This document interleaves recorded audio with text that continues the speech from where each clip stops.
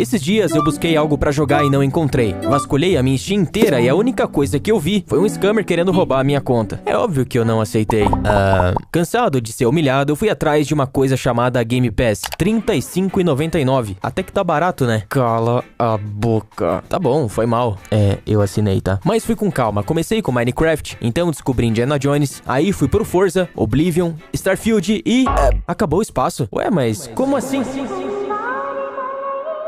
Nos últimos anos, jogos grandes, ou melhor, jogos de tamanho exageradamente grandes, começaram a se tornar aparentemente o novo padrão. O mais estranho é que eu vejo poucas pessoas se questionando sobre isso. Então, decidi dar um pouco mais de atenção e buscar entender o que exatamente está acontecendo. Há 25 anos atrás chegava FFX9, Final Fantasy IX, com 4.000 horas de contexto, 40 horas de conteúdo, divididos em 4 discos diferentes, que suportavam cada um até 700 MB. E tudo isso pesava, cara, muito pesado, não sei se você tá preparado, mas vamos lá. Tudo isso pesava 3,5 GB. Quantos discos de PS1 você acha que precisaria para portar o novo remaster do Oblivion? Na geração do PS2, a gente teve um belo avanço. O que antes era um limite de 700 MB por disco, agora era 4,7 GB. Ou seja, se Final Fantasy IX saísse para PS2, seria apenas um disco. O leitor do PS2 era compatível com DVD5 e DVD9. O DVD5 era um disco de banda única, que armazenava no máximo 4,7 GB.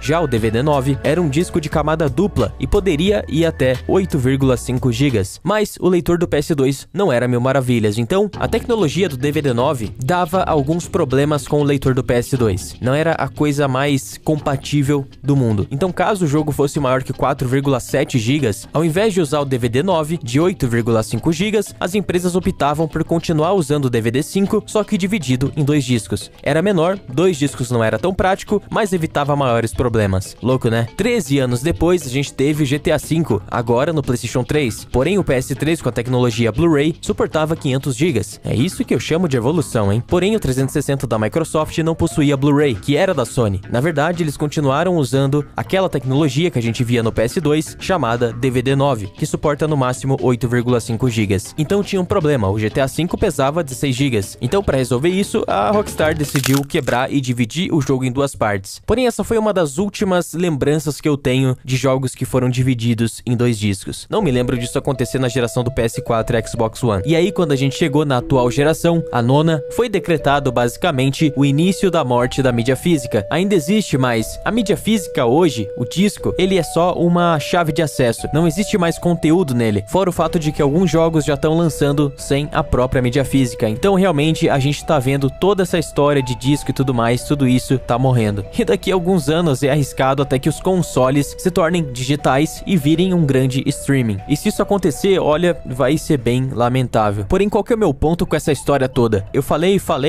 e não cheguei em lugar nenhum. Calma. A relação entre discos, armazenamento e jogo sempre foi muito alinhada. Eu acho que isso daí ficou bem claro aqui. E isso era ótimo. Sabe por quê? Um estúdio não podia se dar o luxo de não otimizar um jogo. Você precisava fazer aquilo caber em um disco e você não tinha opção. E ao mesmo tempo, você não podia lançar a mesma coisa, senão as pessoas iam notar que, pô, esse jogo aqui, ele tá idêntico ao anterior, não teve evolução nenhuma, logo ele não é o que eu esperava. Então, além de fazer aquilo caber em um disco de 4,7 GB, e na pior das hipóteses, dividir o jogo em 2 discos, o que não era muito bem visto pelas pessoas, até porque vamos combinar que é um tanto chato você tá jogando e ter que parar pra trocar o disco. Eu acho que ninguém acha isso muito legal, né? Então, era um grande desafio. Os caras realmente precisavam colocar a cabeça pra ferver e chegar no resultado aceitável. O próprio GTA V foi ao limite do PS3, que só tinha 256 MB de memória RAM. Porém, esse lance ali do leitor do 360 só ler DVD9, que só suportava 8,5 GB, também foi um grande problema. Então a Rockstar teve 2 limitações, a memória RAM e o tamanho do jogo. E como eles resolveram isso? Simples, otimizando o jogo o máximo possível. E o que aconteceu quando as empresas perderam essa limitação? Letra A, os jogos ficaram melhores, maiores e com mais conteúdo, ou letra B, deixaram de otimizar para aproveitar a folga de espaço. Olha, não é querendo dizer nada não, mas eu acho que eu iria na B, viu? Cada vez mais a gente tá presenciando tamanhos aí colossais, absurdos. Um remake de um jogo de 5 GB pesar 120 GB é bizarro. Ele tá mais bonito, ele tá mais fluido e tudo mais, com algumas mecânicas inclusive melhoradas e aprimoradas, mas não justifica 115 GB a mais. Isso é um Red Dead Redemption 2 inteiro. Então calma calma aí, tem sim alguma coisa estranha aqui. Far Cry 6 pesa mais que a franquia Far Cry inteira. 1, 2, 3, 4, Primal, 5 e New Dawn. Isso definitivamente não é normal. Far Cry 6 não tem nada de especial pra pesar tanto assim.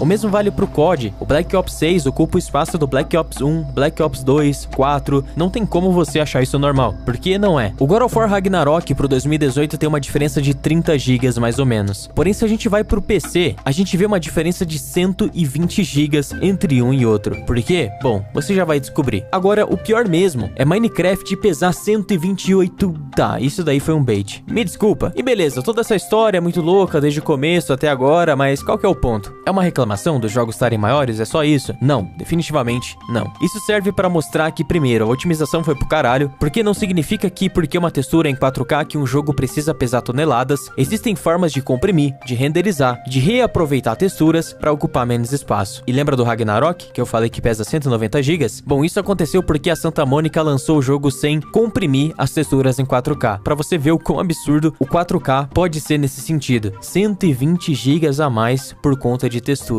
Mano. E o segundo ponto é que isso mostra que a indústria atual se perdeu em superficialidade visual, como as próprias texturas em 4K que eu citei, e esqueceu o mais importante, que é a inovação. E sabe qual que é o problema real por trás disso? O problema é que um jogo inflado com um tamanho inflado cria uma ideia de que ele é maior do que realmente é. Uma pessoa casual que não tá ligada nesses problemas da indústria atual, ela é aquele tipo de pessoa que o marketing geralmente pega. Às vezes só do cara ver que o jogo tem 120 GB, ele já pensa, caraca, mano, esse jogo aqui ele tem muito conteúdo, hein? Ele deve ser um jogo muito grande, deve ser um jogo massivo e tudo mais. Isso aqui não é o caso. E fora isso, né, os próprios executivos podem utilizar esse argumento para brilhar os olhos de acionistas e falar, olha só, nosso jogo ele tem um tamanho muito acima da média. Tá vendo como a gente coloca conteúdo? Não vai duvidando que esse tipo de coisa acontece, porque sim, esse tipo de análise superficial acontece, e é só você ver a Ubisoft fechando o olho pro fracasso que foi o Star Wars, fingindo que ele vendeu bem e ainda falando que é um quadruple A. É uma loucura. Resumindo o problema todo, quiseram transformar o console, que é a base dos jogos, num PC. Esse foi o problema. A preocupação agora não era os jogos, que sempre foram a base de tudo. A preocupação agora é traçado de raios, 60 FPS, resolução, carregamento, e os jogos como jogos em si ficaram de lado. As empresas não olham jogos mais como jogos, como era antigamente. Qual sistema dá pra gente colocar de novo? Qual ideia maluca dá pra gente patentear e tentar encaixar num jogo novo? Não, a preocupação não é essa. E tudo se tornou muito superficial. É uma questão mais visual do que essencial. Eles vendem o 4K, mas esquecem de vender os jogos.